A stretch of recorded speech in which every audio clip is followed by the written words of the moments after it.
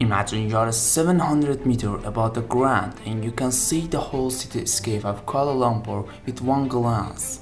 It sounds unbelievable, but this is the reality in the 828-meter Burj Khalifa, the world's tallest building located in Dubai. But this won't last long, and apart from the Burj Khalifa, you can also experience this sensation in Merdeka 118, which is nearly twice as tall as the Eiffel Tower. This mega project, which will become the second tallest building in the world by surpassing the Shanghai Tower, is rising in Malaysia and it's expected to complete it by late 2023 or early 2024. You may think, why Malaysia and why not in America or European countries? And do you wonder how this project will impact Malaysia's economy, culture and environment? Also, at the end of the video, we will compare the Burj Khalifa and the Merdeka 118 mega projects to see which one has a better performance. But I assure you that there is more to this story than meets the eye. Stay with me until the end of the video to discover the Merdeka 118. Merdeka 118 is a mega tall skyscraper in Kuala Lumpur, Malaysia, that is set to become the world's second tallest building when it's completed. It will have 118 floors and a height of 678.9 meters, surpassing the Shanghai Tower and only behind the Burj Khalifa in Dubai. The tower will feature a mix of uses including offices, a hotel, a mall, a mosque and an observation deck. The design of the tower is inspired by the Malaysia's culture and history, as well as its Independence Day, which is called Merdeka. The purpose of the Merdeka 118 is to create a new city center of Kuala Lumpur that will serve as a mixed-use destination for work, shopping, living and leisure. The tower is also designed to symbolize Malaysia's independence and diversity, as well as to showcase its achievements in enduring and sustainability. Merdeka 118 is expected to be a landmark that will boost the nation's morale and reputation. The construction work on the mall and the park began in 2014. The construction work on the tower started in August 2017 after the groundbreaking ceremony in December 2016. This part of the tower was completed in October 2021, marking its final high. Before continue, if you enjoyed this video so far, please like the video. The Merdeka 118 project is expected to be completed and open to the public by late 2023 or early 2024. The project has faced some delays due to the COVID-19 pandemic and the movement control order imposed by the Malaysian government. The construction work has halted for several months in 2020 and resumed gradually with strict safety measures. The original completion date was set for 2020, but it was pushed back 2022 and then 2024.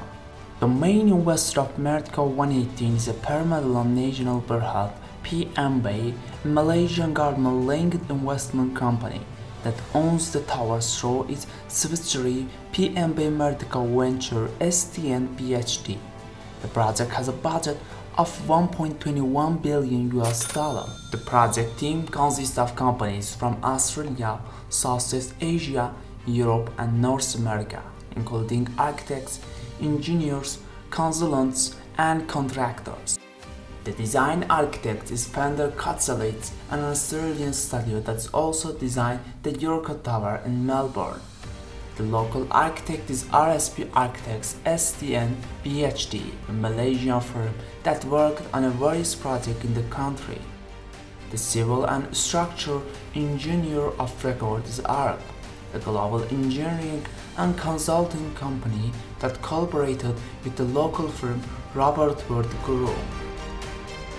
The contractor is a Samsung C&T UEM Group, a joint venture between Samsung C&T Corporation and UEME Group Berhad. Merdeka 118 is a mixed-use development that will include a shopping mall, a park, a museum, a child care center, mosque and a hotel, in addition to the tower. The tower will have 118 floors and a height of 678.9 meters, making it the second tallest building in the world and the tallest in Southeast Asia. The tower's name and shape are inspired by Malaysia's Independence Day and the gesture of its first Prime Minister in 1957. The design was made to resemble and inspired by Tunku Abdul Rahman's outstretched hand gesture while chanting Merdeka when he proclaimed the Independence Day of Malaysia on 31 August 1957.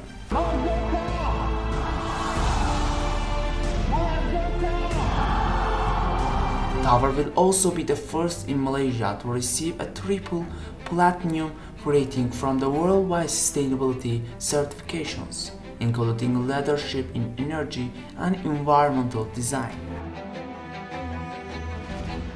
And a question for you: do you know the total population of Malaysia? Write your estimates in the comments below. Merdeka 118 has an advantage and disadvantage. Some of the possible benefits of the tower are: it will boost the nation's moral and reputation, as well as attract more tourists and investors. It will provide employment opportunities and economic growth for the local community. It will offer stunning views of the city and have the highest observation deck in Southeast Asia. Some of the possible drawbacks of the tower are: it will cost a lot of money to build and maintain, which could be spent on other social needs. It will face some technical challenges and risks, such as strong winds, earthquakes, lightning strikes, fire hazards, and security threats. It will have a significant environmental impact, such as carbon emissions, energy consumption, water usage, and waste generation. It will cause some social problems, such as traffic congestion, noise pollution, visual intrusion, and gentrification. Compete with other exciting landmarks and attractions in Kuala Lumpur, such as the Petronas Twin Towers and the KL Tower. Let's compare some of the most important features of each these mega projects, Burj Khalifa and Merdeka 118. Hi! Merdeka 118 is the second tallest building in the world with a height of 678.9 meters. Burj Khalifa is the tallest building in the world with a height of 828 meters. The difference between them is about 149 meters, which is roughly equivalent to the height of the Eiffel Tower. Floors. Merdeka 118 has 118 floors with a 5 below ground. Burj Khalifa has 163 floors with a 1 below ground. The difference between them is about 45 floors, which is more than the number of floors in the Empire State Building. Facilities. Merdeka 118 is a mixed-use development that will include a shopping mall, a park, a museum, a mosque, a child care center, and a hotel in addition to the tower. While Burj Khalifa is also a mixed-use development that includes residences, offices, hotels, restaurants, observation deck, and sky lobby. Both buildings offer stunning views of their respective cities and have observation decks near the top. Merdeka 118's observation deck is at 566 meters on the spire, while Burj Khalifa's observation deck is at 555.7 meters on level 148. Design.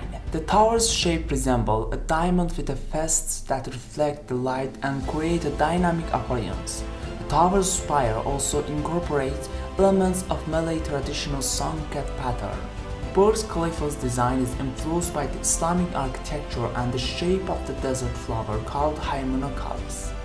The tower's structure consists of 3 wings arranged around central core that taper as the essence. The tower's spire also features a telescopic shape that extends beyond the roof. Both buildings have their own characteristics, and we can say that both of them are very exciting. What do you think? Which of these mega projects would you like to visit? Be sure to write it in the comments below. And also, if you haven't subscribed to our channel, please like and subscribe to our channel. and stay tuned for my next videos, which will be very interesting and exciting. See you in the next videos.